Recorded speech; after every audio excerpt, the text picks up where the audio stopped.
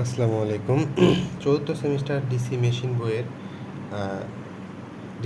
বইয়ের যে long shunt generator রয়েছে সেই লং শান্ট জেনারেটরের সম্পর্কে আজকে আমরা আলোচনা করব। এই লং শান্ট জেনারেটরের ম্যাথ করতে গেলে আমাদের কী কী সূত্র লাগবে এবং কী কী মনে রাখতে হবে।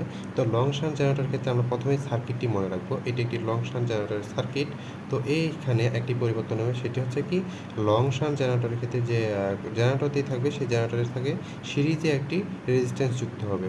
হ্যাঁ, এটাই হচ্ছে আমাদের লং শান্ট জেনারেটরের ক্ষেত্রে। এই যে এটা সিরিজ রেজিস্ট্যান্স একটি যুক্ত হয়েছে, সেটি হচ্ছে লং শান্ট জেনারেটর। তো লং শান্ট জেনারেটরের ক্ষেত্রে এখানে আমরা পাবো কি, লোডের কারেন্ট পাবো, এখানে আমরা পাবো কি শান্টের কারেন্ট, এখানে আমরা পাবো শান্ট রেজিস্ট্যান্স, এখানে থাকবে আর্মেচার কারেন্ট, আর্মেচার রেজিস্ট্যান্স, আর এখানে আমার শান্টের যে রেজিস্ট্যান্সটা দেওয়া থাকবে সেটি আমাদের শান্টের রেজিস্ট্যান্স। ওকে, তো আমি যদি এখানে মোট ইএমএফ বের করতে যাই, তো আমি হয় এই পদ দিয়ে একবার কেভিএল অ্যাপ্লাই করলে পাবো, অথবা এই পদ দিয়ে আমি কেভিএল অ্যাপ্লাই করলে পাবো। যেদিকে যাও সেদিকেই সহজ।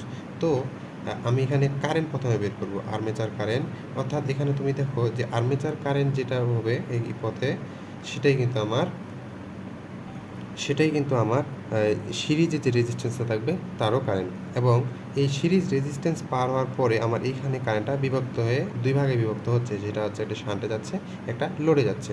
তো আমি যদি শান্ট কারেন্ট বের করতে যাই, যেটা আমার শান্ট কারেন্ট, সেটি আমার তাতে শান্টে সিরিজে যে রেজিস্ট্যান্সটা আছে, এই রেজিস্ট্যান্সের ভিতর দিয়ে যে কারেন্টটা প্রবাহিত হবে, সেটারই কারেন্ট আমরা সিরিজ কারেন্ট বলতে পারি। হ্যাঁ, অথবা লং শান্ট জেনারেটর যে এখানে রেজিস্ট্যান্স থাকবে সেটারও রেজিস্ট্যান্স। ওকে, আবার লোডে লোডে যে কারেন্টটা যাবে, আর শান্ট শান্ট কয়েলে যে কারেন্টটা যাবে, সেই দুইটাই আমি যদি যোগ করি তাহলে আমি এই দুইটাই কারেন্টই পাবো, শান্ট কারেন্ট এবং লোড কারেন্ট। এই দুই কারেন্টে যদি আমি যোগ করি তাহলে আমার আর্মেচার কারেন্টটা পাবো।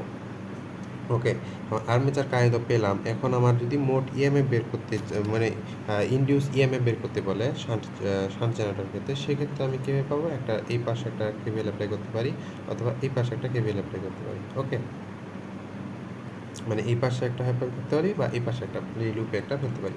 তো আমি এই লুপে যদি যাই তাহলে সেক্ষেত্রে আমার লোডের যে ভোল্টেজটা সেটা নিতে হবে প্রথমে। তারপরে আমার এখানে লোড থেকে তো এখানে কোনো ড্রপ নেই, তবে আর্মেচারে আসার আগে দুইটা ড্রপ হচ্ছে, সেটা হচ্ছে কি শান্টের যে রেজিস্ট্যান্সটা আছে সেটা নিতে হবে, এবং শান্টের যে কারেন্টটা ড্রপ হবে এটা নিতে হবে। তাহলে এখানে আমার একটা ড্রপ হচ্ছে, তারপরে এখানে আমার আর্মেচারের ড্রপ হচ্ছে, আই এ আর এ, এখানে আমি ভোল্টেজটা নিতে হবে। তারপরে তার ব্রাশ ভোল্টেজ আছে, ব্রাশ ভোল্টেজটা নিতে হবে। তাহলে আমি এখানে টোটাল ইএমএফ উৎপন্ন করতে পারবো। আচ্ছা, এই পথে যদি যাই তাহলে টোটাল ইএমএফ আমি পাবো, শান্টের যে ভোল্টেজ ড্রপ হচ্ছে সেটা নিব।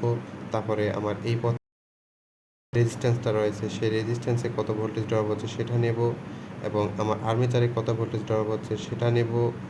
হ্যাঁ, তারপর হচ্ছে আমার ব্রাশে কত ভোল্টেজ ড্রপ হচ্ছে সেটা নেব। তাহলে আমি এখানে টোটাল ইএমএফটা বের করতে পারবো, যেই পথে যাই সেই পথেই। ওকে, এখন যদি আমার এখানে বলা থাকে যে এখানকার পাওয়ার দেওয়া আছে, তো আমি তো আগে আলোচনা করছি এখানে পাওয়ার দেওয়া আছে, সেক্ষেত্রে আমি এটা বের করতে পারবো যেভাবেই হোক। তারপর এখানকার পাওয়ার দেওয়া আছে সেটা যেভাবে হোক। এখন এখানে যদি আমাকে টোটাল পাওয়ার বের করতে বলে, তখন পাবো কি, আর্মেচারের কারেন্ট এবং ইএমএফ। ওকে, মানে ইনডিউস ইএমএফ, এই দুইটা গুণ করলে আমি পাওয়ার পাবো। অর্থাৎ এইটুকুই যদি আমি মাথায় রাখতে পারি, এই 3-4টা সূত্র বা ক্যালকুলেশনগুলো, তাহলে পাবো। ওকে, থ্যাংক ইউ।